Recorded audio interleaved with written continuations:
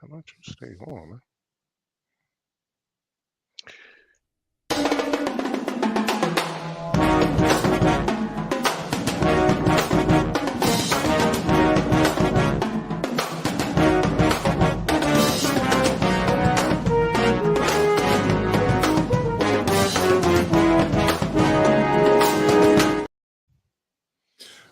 Hey, Rick, I think we back out of the Twilight Zone, because sure enough, we were doggone somewhere. That was kind of crazy. That was eerie, Coach. Really eerie. Almost like the flashing light that's hitting me now.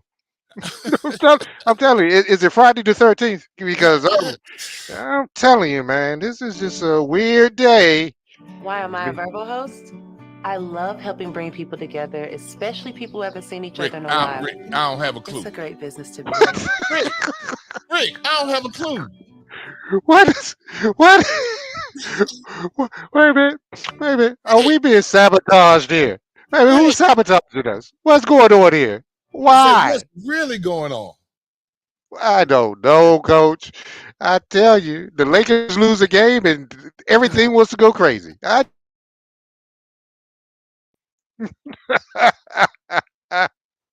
Oh my God.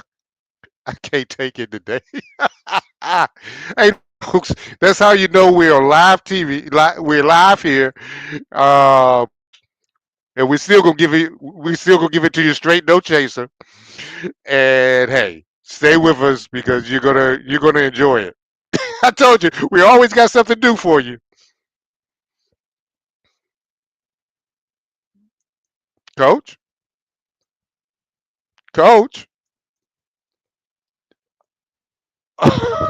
I don't know if the people Rick, I can don't know hear what's me. Going on. There you go. Hey, it buddy. Played the intro again, and the intro isn't even on. Just oh man, was it Monica who had that song back in the day? Just one of those days. I'm confused, Rick. Hey man, look, we got a brilliant show tonight, man. Let's ride with what we got right now.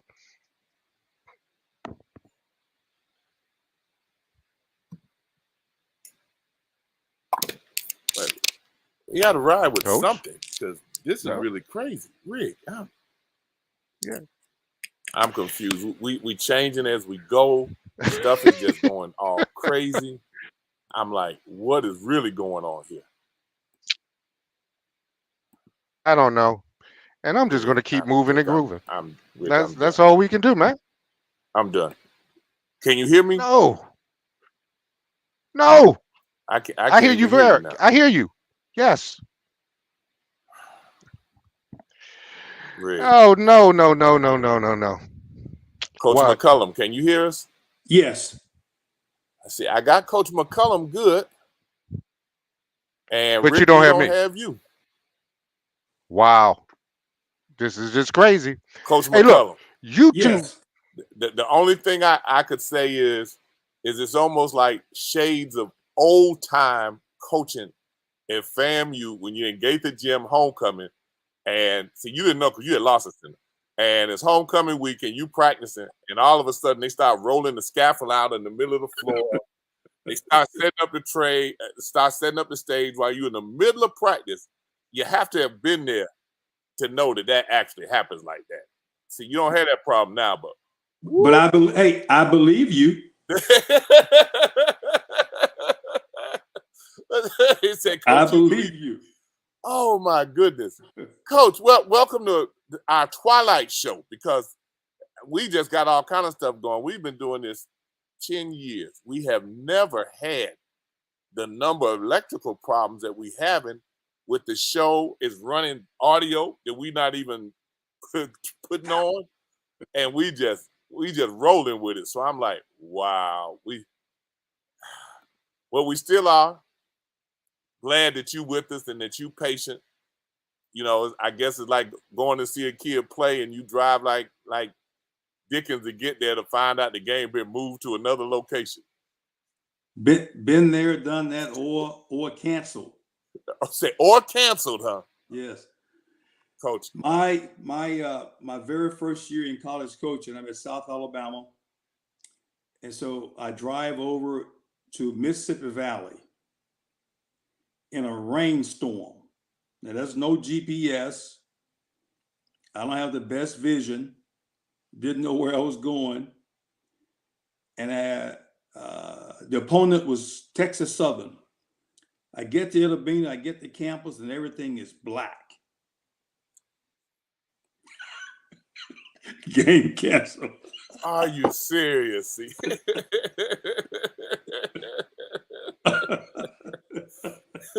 Coach, you have to have been there to know. Yes. You have to experience some of those things to understand that they could happen like that. Absolutely. Coach, I was coaching the girls, and I went to see this young lady that was 6'3", and so I try to get there early because I like to watch them warm up. I want to see how they interact. You know, I want to see all of that. So I'm sitting there looking on the floor, and I'm like, maybe I'm looking at the wrong roster or something because it's nobody out there 6'3". The coach is not even 6'3".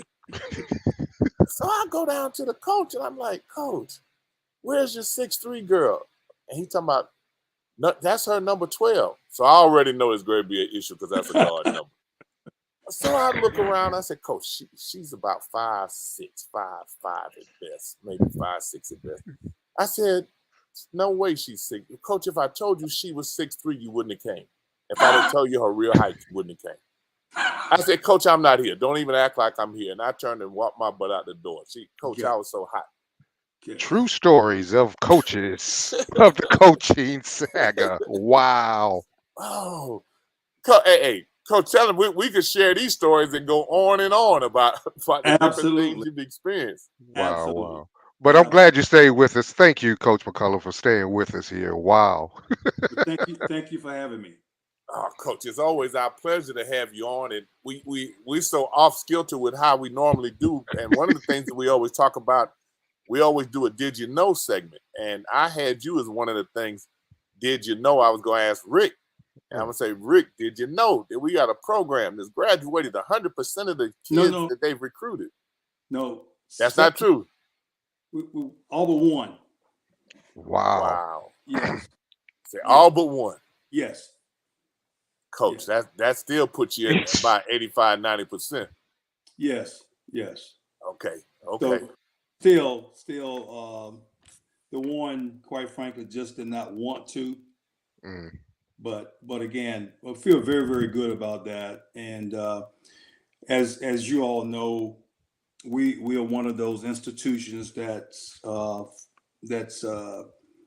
in that category of a low resource university, and as a result, that makes it stands out even more. It makes it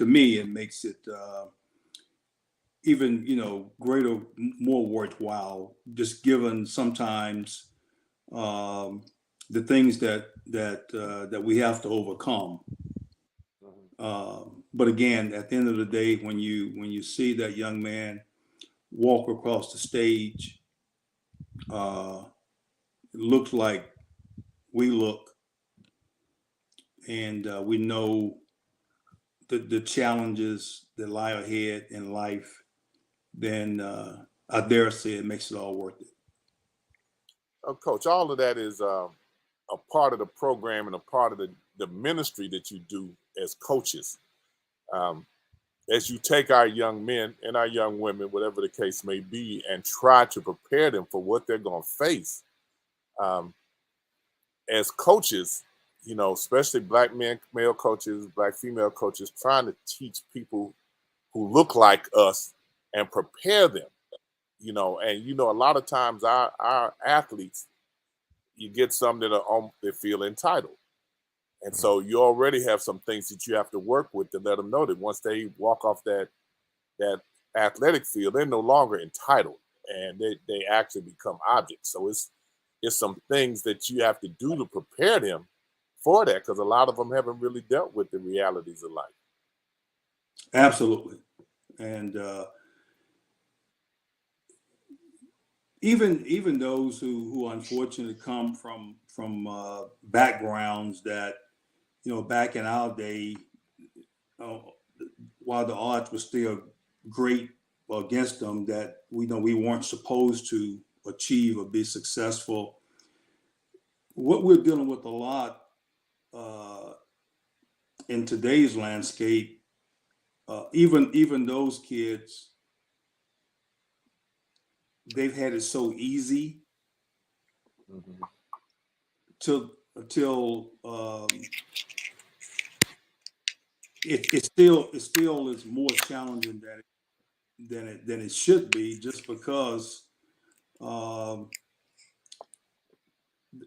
they don't know what having to work for it is all about, I should say.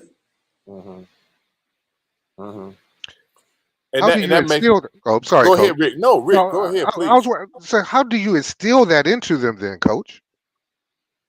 Well, it becomes far more challenging. I know Mick can relate to this, but back in the 80s, Mickey, and probably into the early 90s, but let's just talk about the 80s, which was I got into college coaching in 82.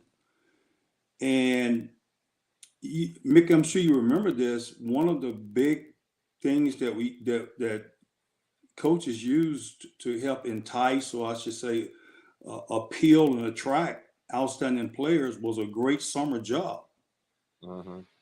I can remember, 84, 85, 86 at South Alabama, and we were trying to come up with as many $10, $12, $13, $14 jobs as we possibly could. You better not talk to someone about working now. Right. And you'll be able to relate to this, Mickey. I got to Florida in 1990, spring of 90, and all of a sudden, you may remember some of the players we got there. Livingston Chapman was a senior. I think Stacy Poole was a redshirt freshman. I know that's a name that you recognize. I know you knew his dad. And but those are just there were just a few, but there were a number of Ronaldo Garcia out of Tampa, Dwayne Davis out of St. Pete. But anyway, you talk to them about working. You say, "No, Coach, I'm okay." No, Coach, we good. And they had a number. They would do 3 or 4 calls a week. And I was going to tell that story, but I'm glad you told it rather than me. and so those 3 or 4 calls that they detailed a week, I guess it more than served the purpose. But anyway, the bigger point is you don't have that. A few years ago, I guess around 13, 14, 15, I read a survey that said the majority of kids that graduate from college, 55, 60% at that time, have never had a job. Now that's mind-boggling. Right. We're talking from, this is including more prestigious universities, have never worked a day in their life. And so I say that because we know sports and athletics merely reflect the dominant views of society. Yeah. And so all those things are alarming, because there's clearly a correlation between, we talked about so many kids, they feel a sense of entitlement, and they don't want to work and earn. That's why every time when something doesn't go their way, they're changing travel teams, summer ball, AAU teams. And then we quickly saw that bleed over into high schools. If things are not going the way they want them to, or those in charge of who leading them, guiding them, if they don't think things are the way they think they should be, they're changing schools. And so they bring that with them. So, the day when guys earn positions, that's long gone. And now with the transfer portal and NIL opportunities, we're only going to see more of that. Absolutely. Go ahead, Rick. NIL, how is that? You mentioned that. How has that changed up the way you look at things and you recruit and go after the players? Well, interestingly, the NIL sort of came into existence 2 summers ago, the summer of 2021. And here we are. And of course, at that time, no one, I mean, everyone was just, no one knew anything about it. And here we are 2 years later. It's the word, the phrase I hear more than any is the wild, wild west. And Yeah. because on one hand, people wonder, are there any rules? Well, the NCAA is still in influx. They don't have a clue what's going on. I don't think that's debatable. And if they did, why is Congress involved? Why did they go to Congress? Seemingly that's the last place that you want to go. All the other problems that we can't solve at the state and federal and national levels. And so we're taking this to them. And in addition to that, each state has their guidelines. And so it's really compounded the situation. And for us, we've just begun to see the impact. So I think we've had approximately, I think maybe four or five players to put their names in the portal. And without calling guys out individually, I'll just say we only one of them were we surprised that we, quite frankly, didn't want to see him leave. But once he made that decision, all you can do is support him. So last Thursday, the last day of the transfer portal, May 11th was the last day you could enter the portal. And so player who I think was our best player, our most talented player, I should say, Jalen Bates, put his name in the portal. Mm-hmm. So that's the impact that we're dealing with, and it's all relative. And wherever he goes, I'm confident he'll get some NIL money, and of course unfortunately we're not there yet to the degree where we have FAMU grads or FAMU supporters who have formed collectives whereby we can provide some NIL opportunities. Well, I think one of the most difficult things is that you're also not, going in a transfer portal and recruit student athletes, but you got to recruit your own kids 24/7. I mean, it changes that process for you a lot. It really does, and a couple of the guys that put their name in the portal, we were happy that they did because we were going to tell them they needed to do that. One of them put his name in the portal without telling us, not knowing the rules, and he's a 2-time transfer, which means that will preclude him from being able to play right away. Right. Right. And so again, you see, it works both ways, and via the recruiting incoming guys, we were fortunate. We have 2 players out of the transfer portal. Okay. That we were extremely excited about. So, Coach, tell us about your recruits. Okay. Well, let's start there. Yeah, because I see you giving me that. See, this is that Robert McCullum. I'm trying to get back to Bobby. I'm trying to get back to Bobby because that whole personality change that goes out, and we see the energy and stuff. But we're getting that. That's almost that ESPN interview that we get. So I'm gonna try to hit on Bobby. We can get a little bit of excitement about some of these kids he got coming in, Coach. I need you to tell me about a couple of them, Coach. Okay, Mickey, Mickey, you maybe relate to this. When you worked as many places that I've worked, so sometimes it's like the geography or the culture of a certain area has a lot to do with what they call you. I opened up that can of worms. I said, I don't know where you're gonna go now. So I think, Mickey, somewhere along, I think maybe the late 80s, I want to say, well, I can't take that. I don't know. I don't know. Maybe I was coaching then too in the 80s and late 70s. It was interesting. I was at Sanford University for 1 year. Mm-hmm. And my second year in coaching, and Bobby kind of came about. Now I go back to South Alabama for 3 years. This Robert. And then I went to Southern Illinois. I'm in Southern Illinois for 2 years. And so for a large segment of coaches and people, I was Bobby, and I've been Bobby ever since. Hey, from a guy whose real name is Michael, I understand that. Hey, they call my house and ask for Michael Clayton. It must be a bill collector, so I tell him he's not home.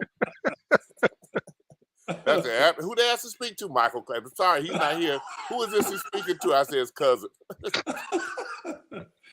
So let's begin with a young man by the name of Love Bettis. Out of Pensacola. You're on top of it, and I'm not. Coach, we went to Pensacola to do some of his games in high school. We traveled over there to do it.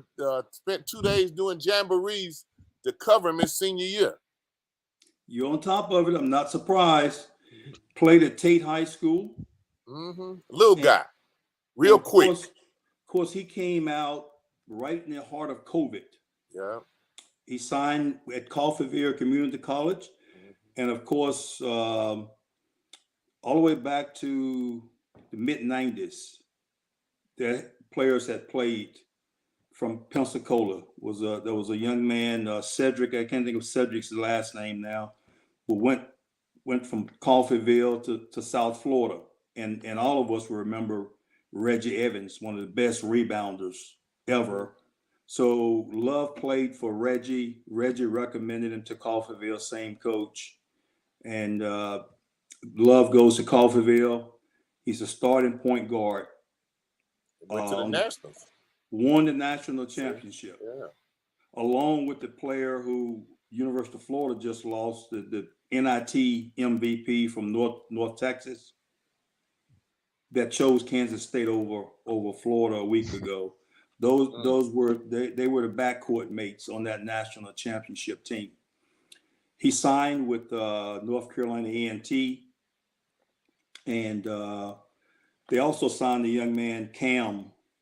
I can't think of Cam's last name, that started on the team the year later. Northwest won the national title. Mm-hmm. By the way, Cam is kind of from the Birmingham area. Yeah. And so A&T, after 1 year in the Big South, they went to the Colonial.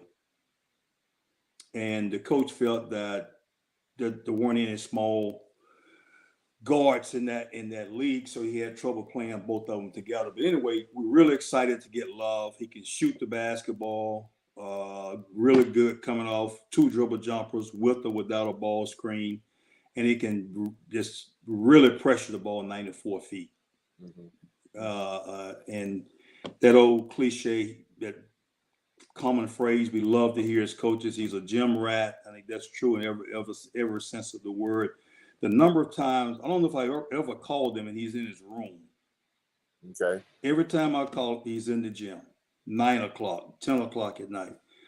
So really excited about Love. And then Shannon Grant, 6'10", 270, Sylacauga, Alabama, will come to us via Mercer. And really skilled, really excited about him. Then there's Jadarius Eatman, 6'10", started out at State College of Jacksonville, Frank Brunell, and went back to Birmingham, I think he may have won back-to-back state championships that we know in high school, and played this year at Lawson State, He was 5th in the nation in field goal percentage at just under 70% from the field. Then we have Keith Lamar from the Eagles Landing, which is just south of Atlanta. There, started out at Stetson, and played this past year at South Georgia State. They had Hutch, and he's extremely skilled. He's 6'6", 210, and I'm excited about all of them. But I like I expect he'll start somewhere. Whether that's the 3 or the 4, I don't know. But I love having what people call now a stretch 4.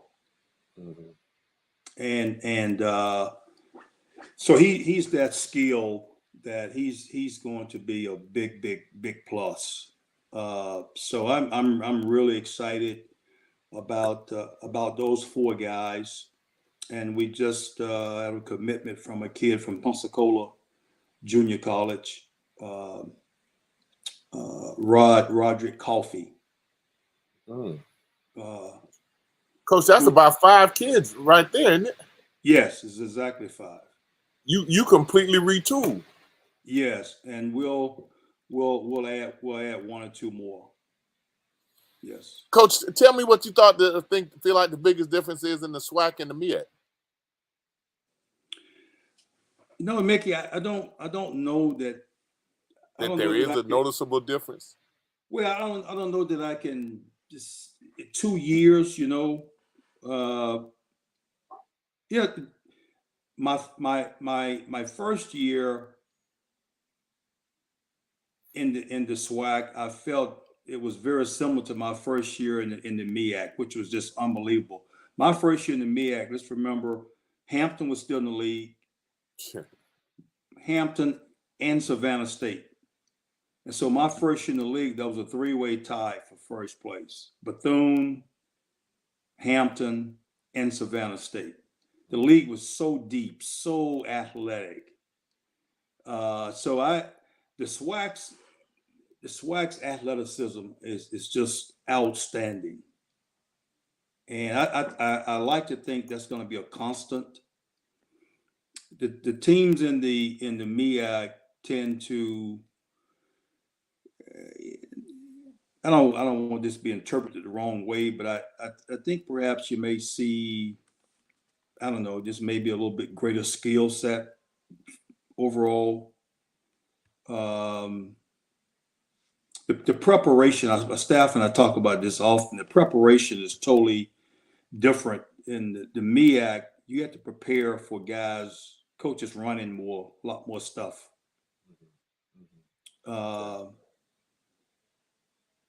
So where's the SWAC?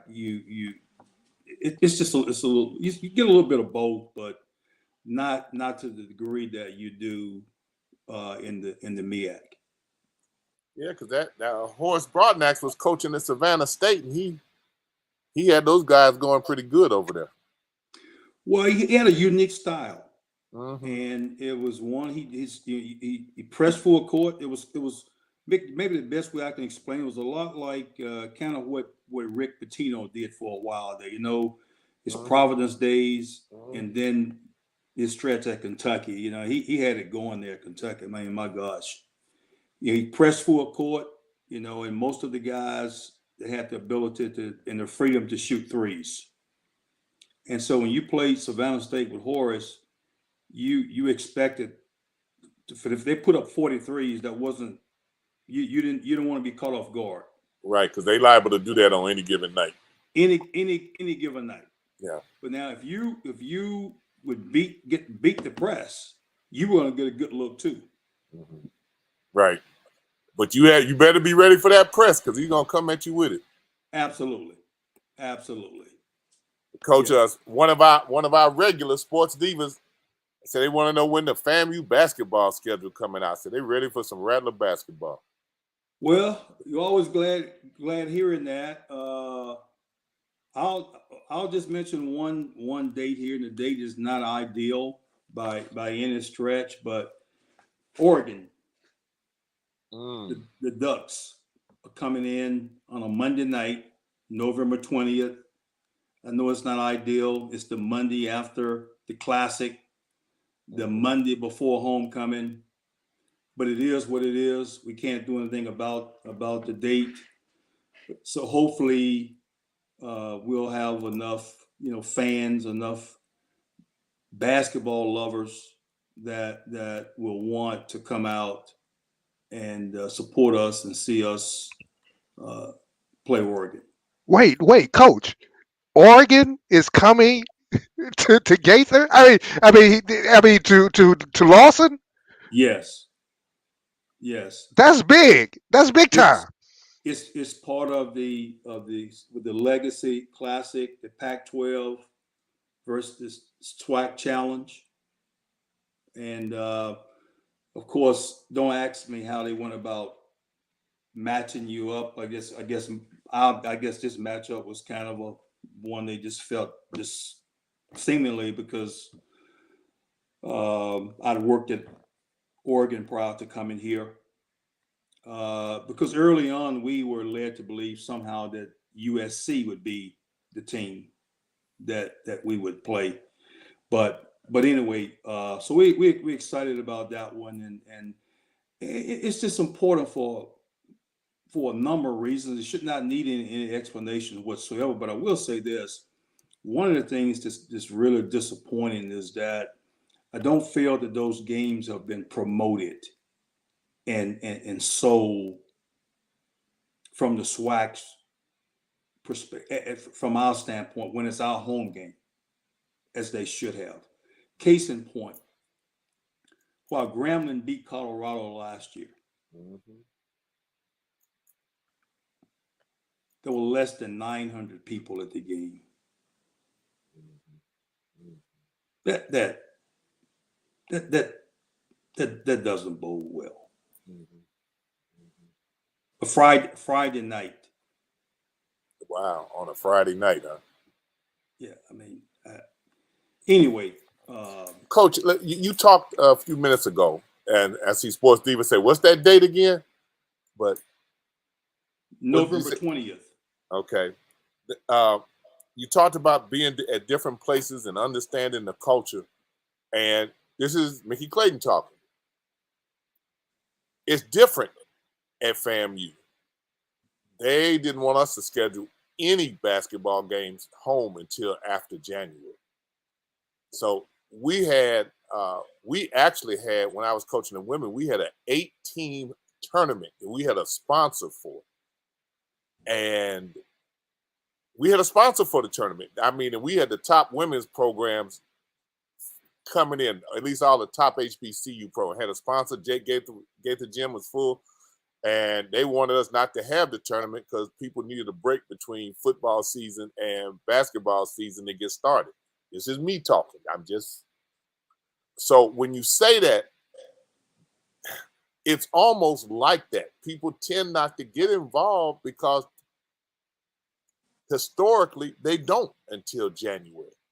But one of the things that'll happen is that we'll help you push it from our end to help promote it as much as we can and to get with you to try to do some things to get it out, because it doesn't do you any good to have a home game and there's nobody in there.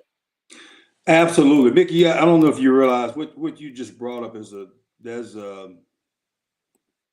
that's probably a topic that I could go on and on about that will surprise you, even from some other schools in the SWAC, but even from bigger. I've experienced that with Power 5 schools as well. When I was at Illinois, who obviously has a great following for basketball. Basketball is number one sport there. But they didn't come out in non-conference play.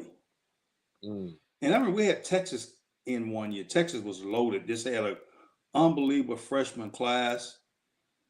But now when Big Ten season comes, you don't have to advertise anything. Mm.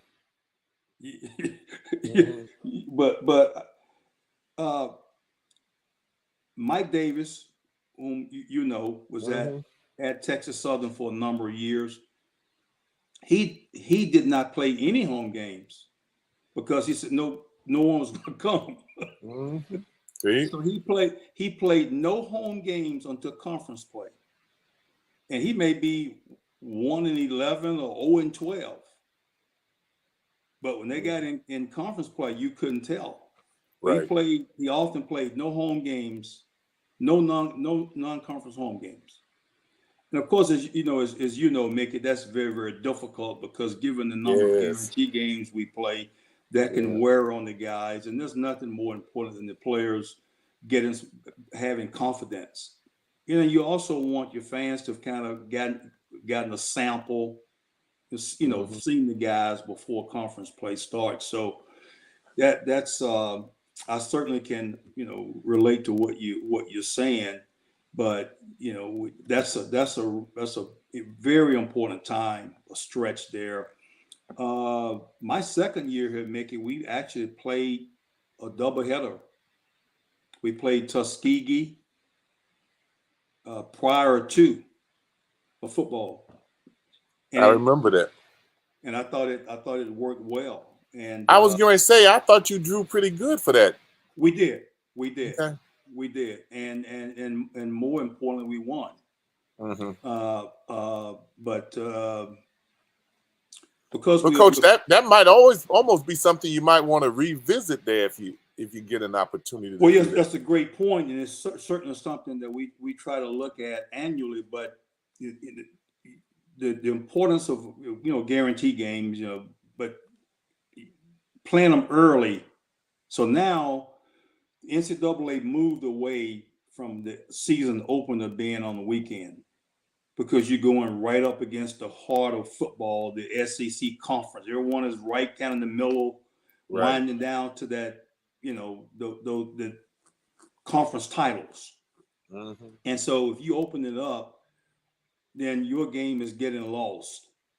So you got those traditional weekends, and Florida will play a particular team, or the second or third Saturday. I think maybe Alabama, play LSU whatever it is, the first or second Saturday in November, that type thing. So what the NCAA did, they pushed it back to around the first Tuesday or Wednesday in November.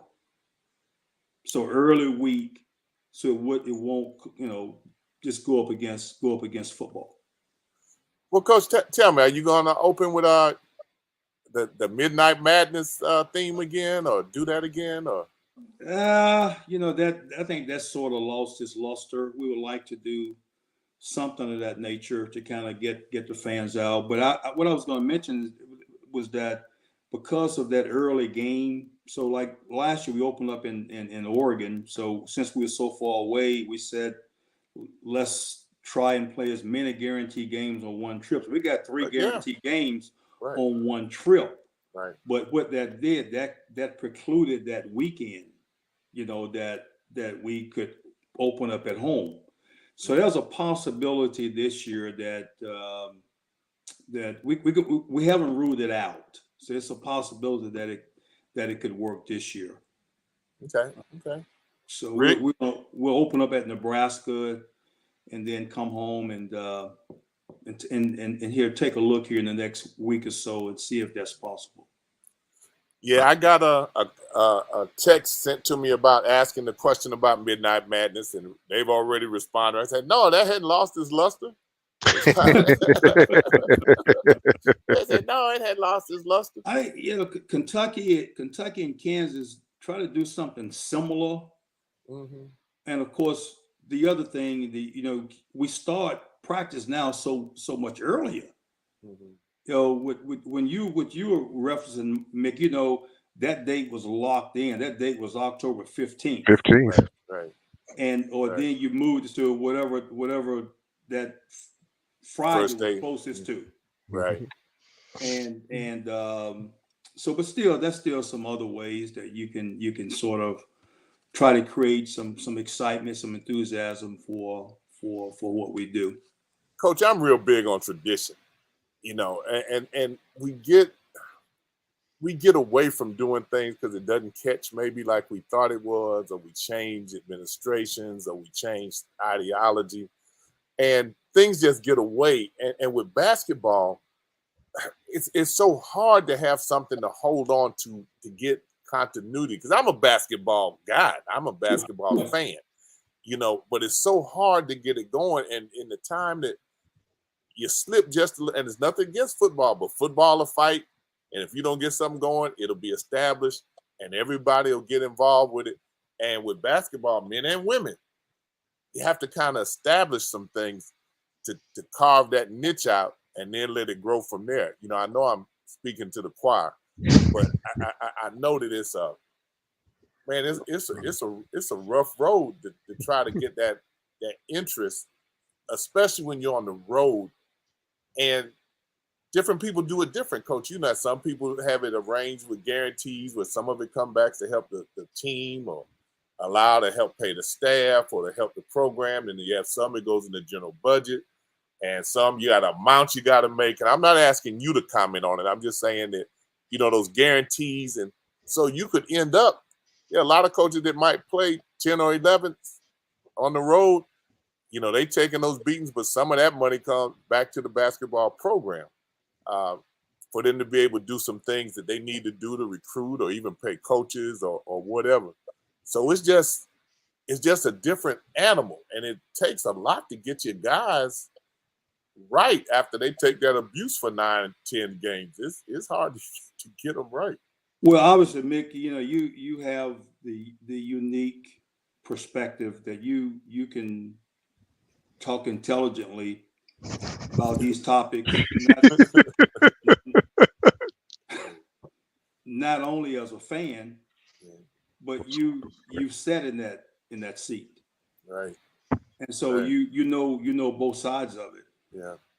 And I'll just say, unfortunately, when I say we, I mean FAMU, we're not there yet.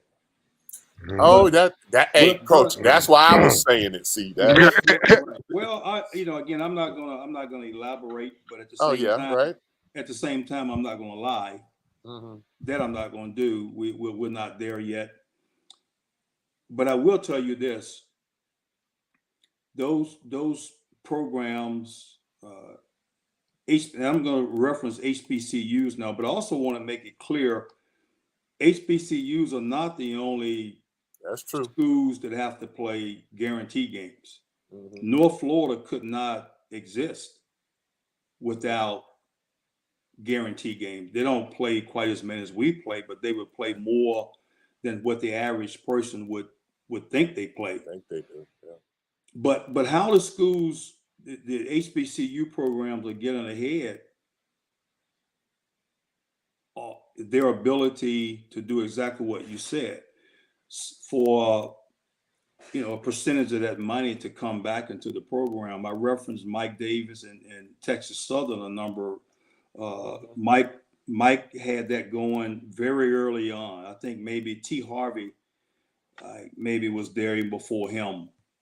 And so whatever he had to bring in, he was able to keep $250,000 on up for his program. Mm-hmm. So as a result, he and his staff, they were, by these standards, they were well paid.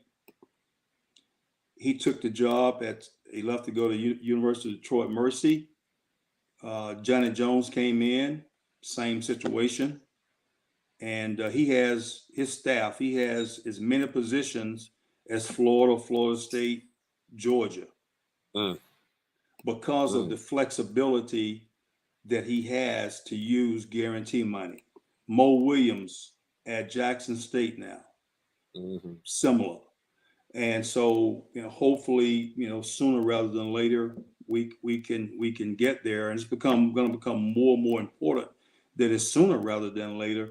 In addition to NIL opportunities, I just mentioned one thing here. We can talk about this another time. the Alston case, Mm-hmm. which came about after the Ed O'Bannon lawsuit. Right. What resulted from the Alston case, each university can reward student athletes for academic success. Mm-hmm.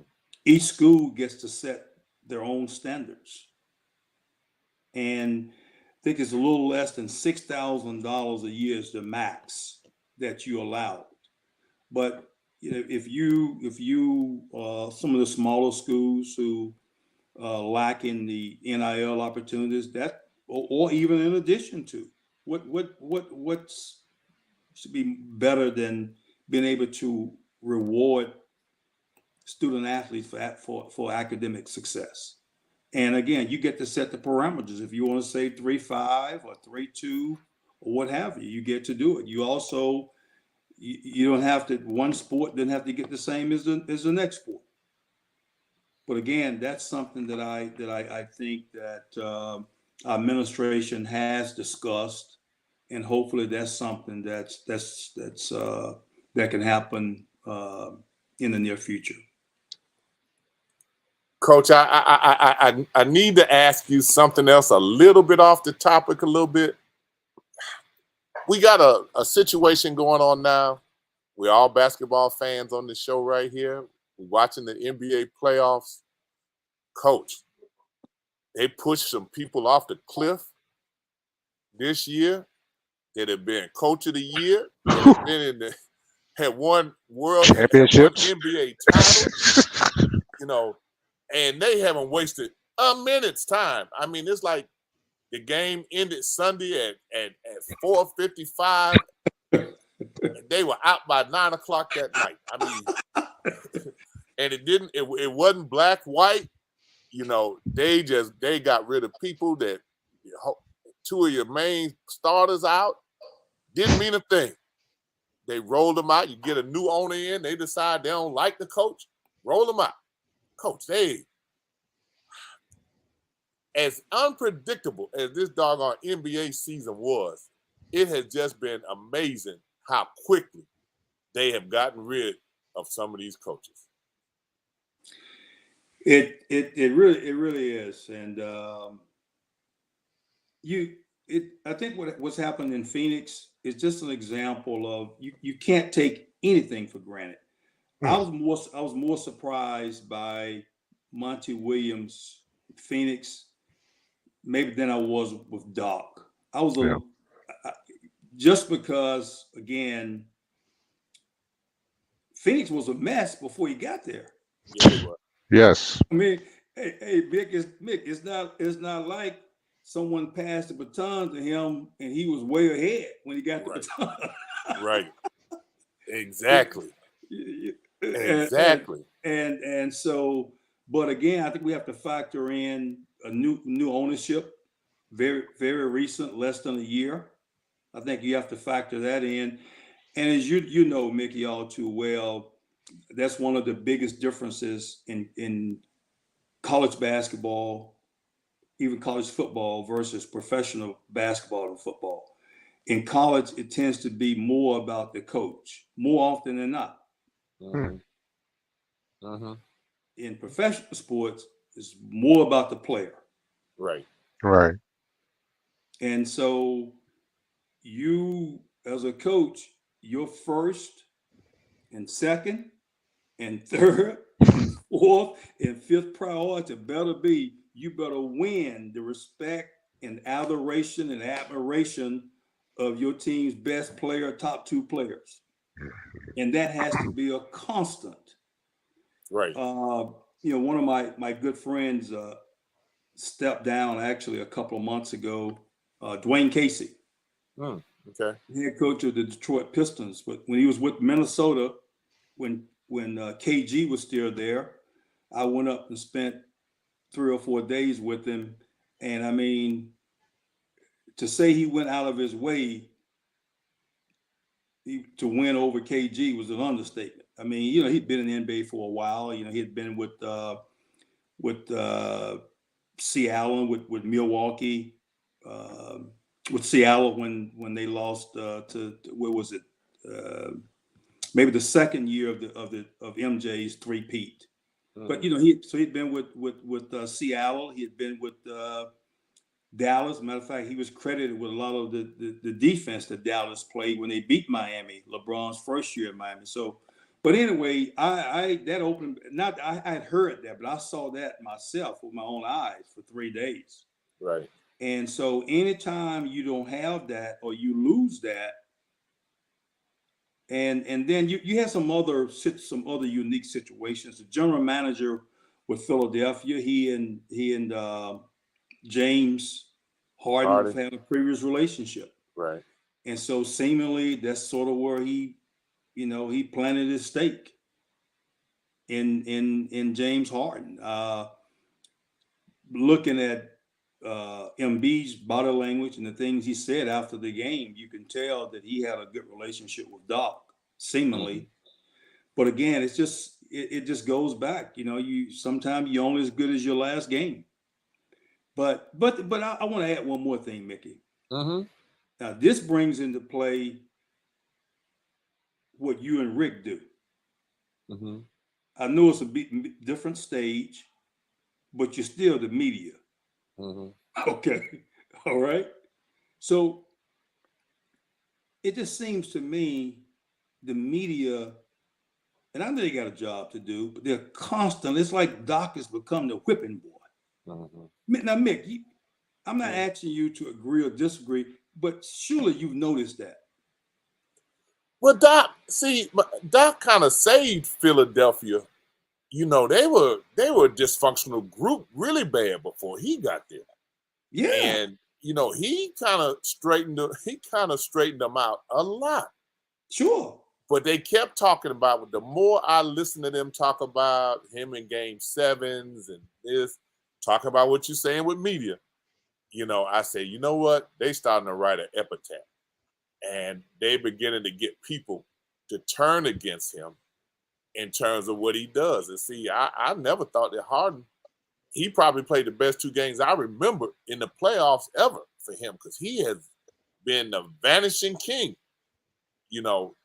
when the playoffs come. I mean, he's led the league in scoring and then end up 11, 12 points and being a complete no-show for extended periods. And they really needed him to help this year, Right. But if you the impact that the media can have, especially in certain markets. And as long as I can remember, I've always heard that Philadelphia is it's not New York, but it's one of the toughest markets, around.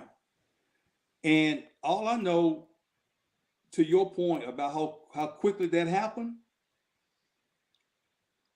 Stephen A. had said that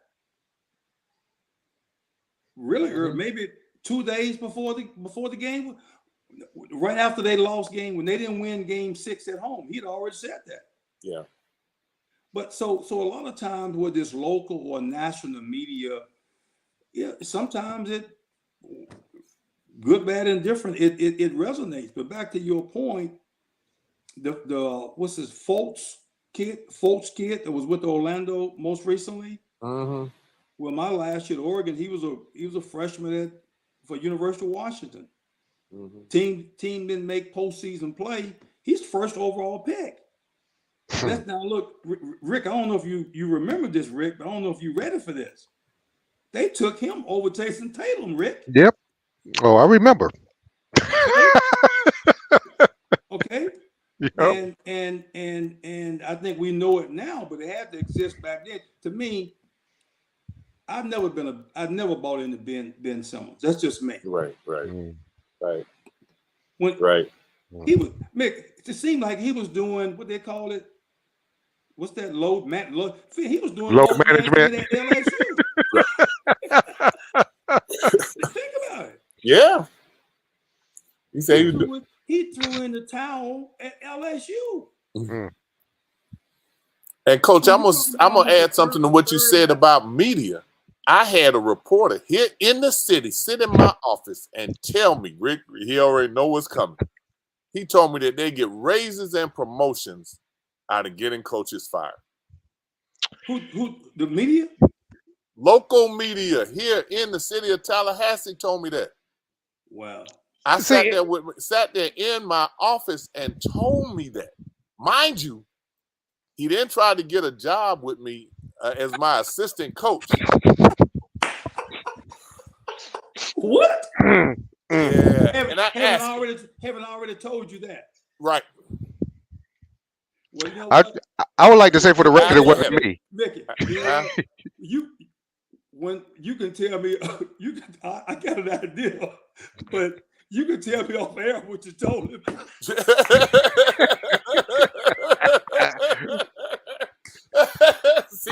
see, that's that Bobby side I've been coming out. No, that's the Robert side. He said, "When we get off the air, you can tell me what you told him." Oh boy, Coach, people think I'm lying about that. Coach, he told me that. And then I asked him one time, I said, well, you know, you do your stories and you don't ever mention the fact that we have 3 starters that are injured and our 6th man. We starting 4 freshmen. He said, it's not my job to make excuses for you. I said, okay. He went to FSU, wrote a couple stories at Florida State, and started that same negativity.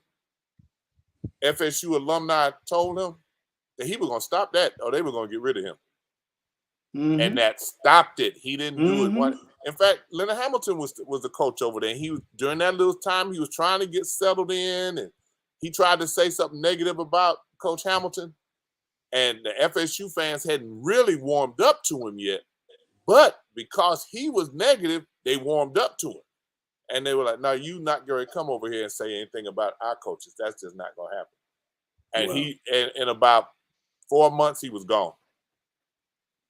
They rolled him out of here. Bye-bye. Because he wasn't a good reporter. That's why. Telling lies, spewing lies like that. And we know who didn't hire him. Right. Absolutely right about that. You're absolutely right about that. I'm gonna let you go, Coach. We've been able to garner a really good show with the Twilight Zone that we had going on. But I'm gonna ask you I'm gonna ask both of you. Do you enjoy March Madness better or the NBA playoffs better? March Madness. March Madness. Hands down. Hands down. Okay. What I don't know that, and I'm a big football fan. Okay. I love college football. I love NFL.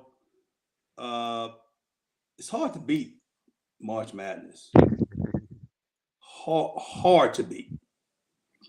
Well, my wife says she only watches the NBA during the playoffs time because she said that's the only time they serious. I'll watch Christmas Day, depending on the matchups, and maybe a couple of weeks before the playoffs start. Now, that was a stretch when the Spurs had it going. That would be an exception. I'm a big LeBron fan. That would be an exception. Oh goodness! But the Spurs always ran good stuff. Yeah. Mm-hmm. Mm-hmm. And so, although it was the NBA, give you an example. For years, as recent as 3 or 4 years ago, he was still running Carolina secondary. Mm-hmm. So they ran good stuff. Mm-hmm. Now that he got the big boy, they're gonna run some good stuff now too. Yeah, that's exactly right. It's gonna look, whatever they run is gonna look good. It helps when you have some horses, don't it? The Warriors run some good stuff. Mm-hmm. Yes, but here's one thing I will say about the NBA. The best team wins. In college basketball, in a one and done, the best team is not always going to win. Mm-hmm. Mm-hmm. You know, Calipari catches a lot of flack. By the way, I don't know if I said this the last time I was on. The way they rolled the carpet out, they opened their arms, embraced us. Mm-hmm. I don't know if I've gotten that kind of treatment as long as I've been in college coaching. Wow. Mm-hmm. Now, and I'll say this, I don't want to speak for him, he can speak for himself, but I know this to be true. That same warmth was extended to Clement Johnson. He has said that. And his family. He said that. And his family. Mm-hmm. And they didn't have to do that. Right. Right. But, you know, he's critical. Now, all of a sudden, now he can't coach. I have people out there, you think, okay, so you think he's forgotten how to coach? Right. Right. So, but real quickly, the landscape is changed on Calipari again, too. Mm-hmm. Mm-hmm. Mm-hmm. All right, now, those one and done, those freshmen still talented, but you go up against grown men. Right. San Diego State had right. three fifth-year guys. Right. You know, the normal 3 or 4-year guys, and a 6-year, 26-year-old man. You see San Diego State, you see those guys' bodies? Mm-hmm. They ain't gonna care anything about how good some 18, 19-year-old, how many stars he's got. Coach, we say the same thing now if you go to the park. It's some old men in the park. The young guys can't do nothing with. Thank you. Can't do nothing with them. They talk stuff to them when they walk in. Come here, young fella. I got something for you. Come in here, young fella. You know, and they can't do nothing with them. And when you saw some what they call a surprise teams in March Madness, all of them were mature men playing. They're old. Yes. You know, all of a sudden, you know, back in our day, I don't know, Mick and I are a little older than you. A little bit. Just a little bit, Coach. A little bit. Okay, well, maybe you can relate to this. You know, back in our day, it was shame if we call flunked, if you flunked. Right. If you got sent back a grade. Right. That was shame. Right. That was shameful. Right. That guys would crack on you. Right. Hey, don't you remember you first started? I don't know about you in Birmingham. You had group 1, group 2, group 3.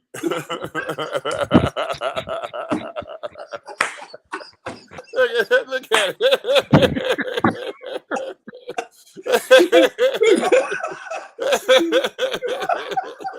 If you were in group 1,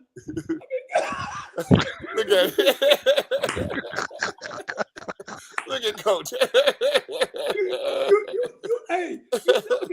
You never get rid of those stigmas. Right. That stayed with you. Right. Where you were in the community, you're with right. that stayed with right. you. Right. Now, that's a positive. Everybody want older guys. Mm-hmm. Mm-hmm. And so all of a sudden, these one and dones, you know, but again, he had some very good teams. He lost to Wisconsin. Now, if it was a 3 out of 5 or 4 out of 7, Kentucky would have won. Right. Mm-hmm. But when you get through this NBA stuff, and I know you all remember for a stretch there, that first round was best of 5. Remember that? Oh yeah. Right. It sure was. Right. And because TV and sponsorships, the sponsors said, no, we want 7. Mm-hmm. And now they got the play-in tournament. There you go. and so now when you make it the cream of the crop, the best team is gonna win. Mm-hmm. Mm-hmm. You know, I still find it interesting. Everybody want to blame, say, only reason Cleveland came from 3-1 to beat Golden State was because the game that Draymond did out. Mm-hmm. Well, he played in Game 7. Right. Yeah, it did. Right. Well, Golden State won when Kevin Love and Kyrie were hurt. There you go. See? There you go. That's part of the game. Usually, you know, the best team. Well, you know, the best team is going. That's the. I like that part. Well, Coach, what I thought you were gonna say was this year with Cleveland and the Knicks. The Knicks just they manhandled them young guys, and Jared Allen, Mobley, Darius Garland, them guys were completely intimidated by the Knicks. You know, I'm from Cleveland. I've seen every game, and they out-physicaled them. they pretty much punked them. I mean, Well, and Cleveland people have not let them live that down and say they need a. They talk about Evan Mobley need to be in the weight room. Yeah, okay, but he's still 4 or 5 years away from Julius Randle and some of those guys just in size, age, and maturity. Right. You know. Right. Well, they've made great progress, but from a fan perspective, it's not happening fast enough. Right. But the Knicks need some shooters badly. Mm-hmm. They really do. Yeah. Speaking of Cleveland, this kid that just committed to us that played at PJC is from Painesville. Out of Ohio. Yeah. Wow. Okay. Got his attention. Hey, all things Cleveland. Yeah. All things Cleveland, Yeah. Yeah. No. So, Rick, where's your home? Rick, where's your home? DC. Oh, okay. Well, I was gonna say, you know a little bit about cold weather. DC weather ain't Cleveland. Nah. Nah. Coach, well, I really appreciate you staying with us, and we're gonna call that the Twilight Zone show that we got going. I don't know what happened. We had stuff going on we never had happen before. I don't know what it was, but I appreciate you staying with us and being able to explain a lot of what's going on in your program. Man, I saw you laugh and smile more in here than I've seen you in a long time. So I know that you're excited about the upcoming season, Coach. Well, I really am. And I tell you, I really enjoy being on your show. I really do. I really appreciate it. And it's not every day that I get a chance to let my hair down, or whatever. And I'm not ever going to pass on the opportunity to talk basketball. So I really appreciate it. Last year was unlike any I've experienced, since I've been here. And situations like that, they teach you a lot about yourself. Right. And I'm confident that this upcoming season is going to be. It goes without saying, you have our complete support. Sports Steven came on and said, Insight's family need to show up for you. And I will say this, I don't have a filter. If it comes into my brain, I'm pretty much going to say it. But Coach McCullum, from the very beginning, we would be somewhere doing a game. He would always come and speak, shake our hand, talk to us. We would see kids play. I mean, there's a couple kids. Love Bettis is another one. Not that we had anything to do with recruiting, but there's kids we've seen play. We've told them about, that ended up on the squad. I mean, Coach makes his own decisions, but if we see them and we think they could play, we let him know. And every time we reached out to him, he's just been pretty much the same. But today was the first time I saw Bobby.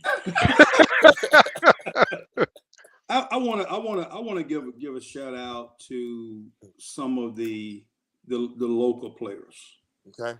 And the fact that they've signed, the restrictions, all we can use is say about our players that we recruit and we didn't. Well, I take that back. We did. We reached out to Ant. And of course, we knew it was a long shot, but I want to give just a shout out to him and his dad. The way they handled things, although he chose not to come. I mean, I can't tell you the number of games they came to anyway, but I'm really happy for Ant, and don't know what's the young man that's going to Alabama from attended school over in Parker. Yeah. Mom and dad went to FAM. Mother played for me. I know. I met his dad. Yeah. But again, I wish him well. And I mentioned the player Keith Lamar that we signed from the greater Atlanta area that started out at Stetson and played over at South Georgia State. His teammates was Zay Wiggins. What? played at Lincoln.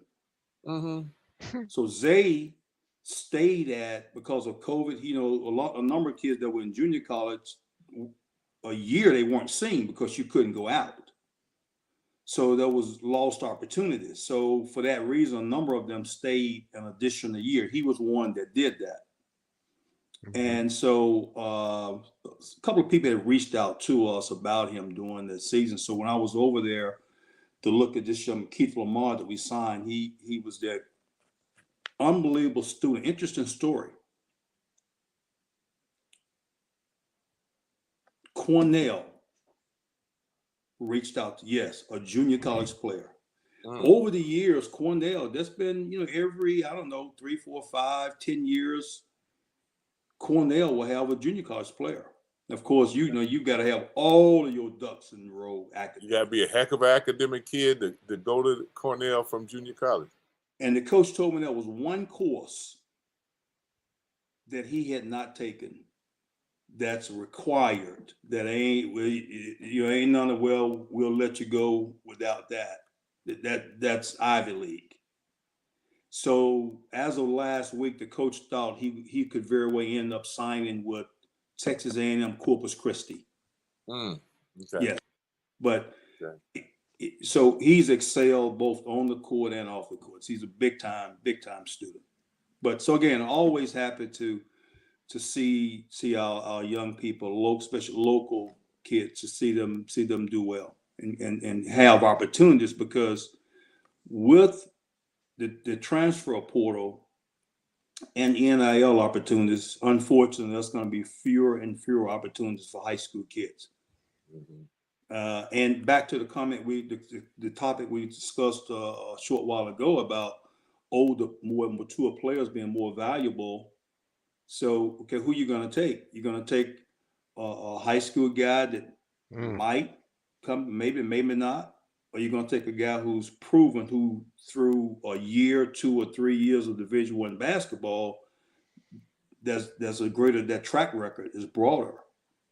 Right. And given the expectations of coaches and what have you, it's hard to argue with that point, because although that high school kid may have a lot of promise, there's no guarantee he's going to be with you more than a year or two either. Change the landscape of recruiting. It really has.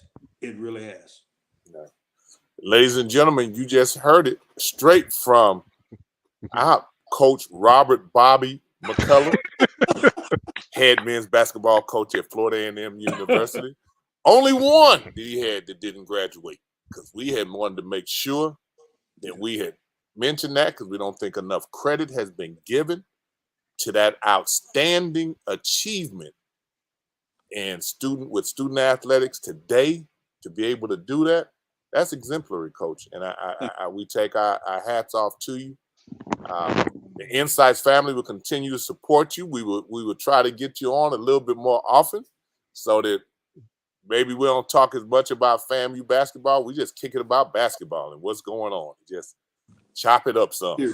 Love to do it. And again, I like the fact that you have other, like I really enjoyed the Bruce piece you did on Bruce Daniels' dad. I really did. And as you know, that's what I'm sure there's a different name for it now, but it used to be what people would put in a category of a human interest story. Right. So I really enjoyed that. Well, we're glad that you did. There's so many things that go on that we actually want to cover, and I don't want to let this get by, because it was something we were supposed to do today.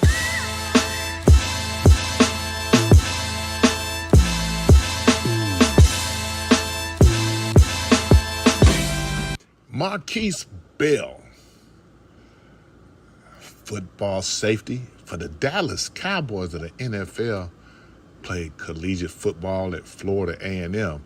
Marquise grew up in Bridgetown, New Jersey, and attended Bridgetown High School. He was rated a 4-star recruit.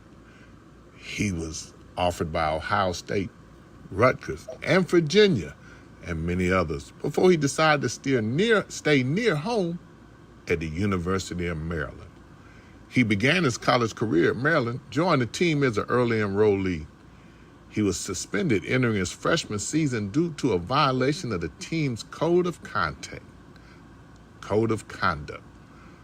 Marquise ultimately withdrew from the school without ever playing a game for the Maryland Terrapins.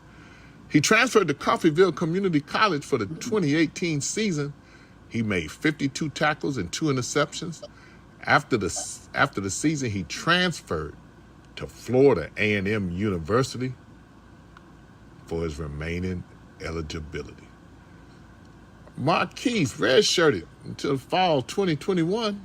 He put up impressive numbers as the Rattlers transitioned from the MEAC to the SWAC with 12 starts. He had 95 tackles, 6.5 for loss, with 2 tackles and 1 interception.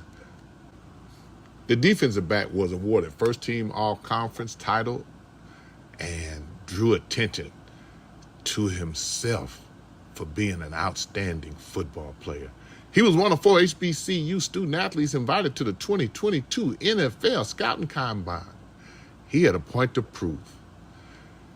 Unfortunately and disappointingly, he went undrafted like many HBCU potential student-athletes. But one thing that was interesting, the Dallas Cowboys got on him early.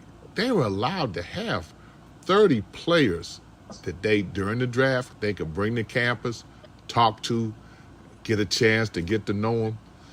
They had him in mind.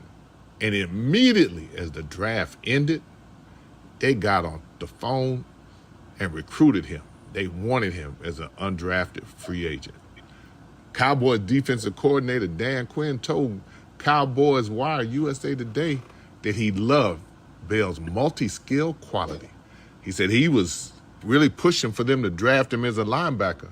When they drafted a linebacker, he tried to get him as a safety. He ended up going to Dallas, and he made the 53-man roster. One of the things that keeps him around is that he plays hard, goes hard. At 6'2", 212 pounds, and a 4.41 40 time, that has NFL written all over it. Marquise is making his mark on special teams, and his future is still bright as he's having a chance to live out his dream. During this time when a lot of student athletes from HBCUs are finding their ways as undrafted free agents onto the rosters of NFL teams and training camps, Marquise is an example of a young man who overcame adversity, still persevered, and had a chance to live out his dream. That is why Marquise Bell is a legend.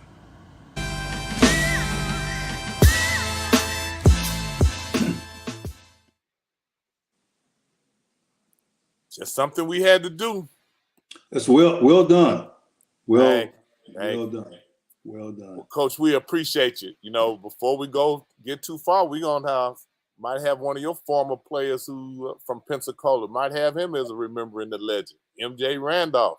Well, great. That's great. I think you had him on. You had him before. Oh yeah, we had him on our show. Thanks to you, you introduced him to us, and he was really active with a lot of the things that we did. He's a good kid.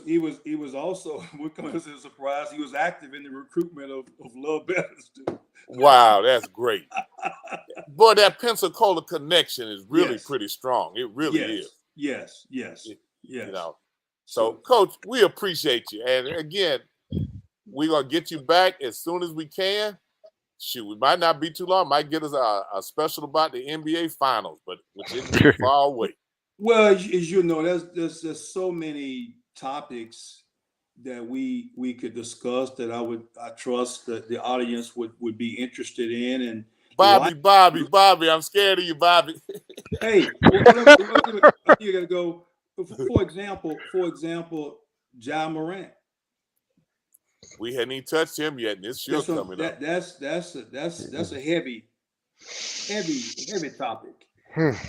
Hey, Rick, we got a special basketball consultant. How about that? I like it. I like it. Bobby McCullum. Bobby McCullum. We got a special basketball consultant. We got to bring him in when we had these special basketball conversations. Heck yeah.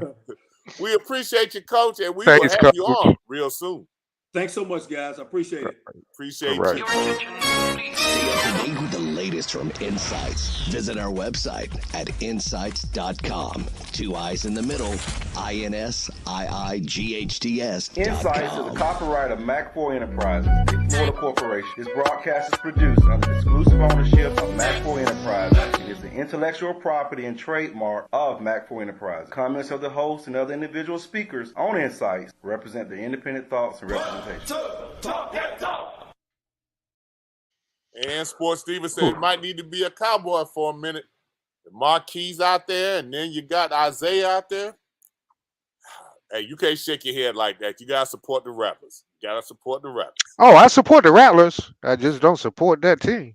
Or you gotta pull for them too if they on that No team bull, now, Rick. bull. Hey, straight no chaser. Bull. See, I muted him. I had to mute him. He not gonna talk about no Rattlers. He just not gonna do that. He gonna have to get him for the team. Ladies and gentlemen, we appreciate you being a part of the Twilight Zone show, because that's exactly what it was. Thank y'all for being with us. And Coach Bobby McCullum, Thanks, Coach. our basketball consultant. Yes. Analyst. We appreciate y'all. Thanks, everybody. Till next week. Till next week. Appreciate that.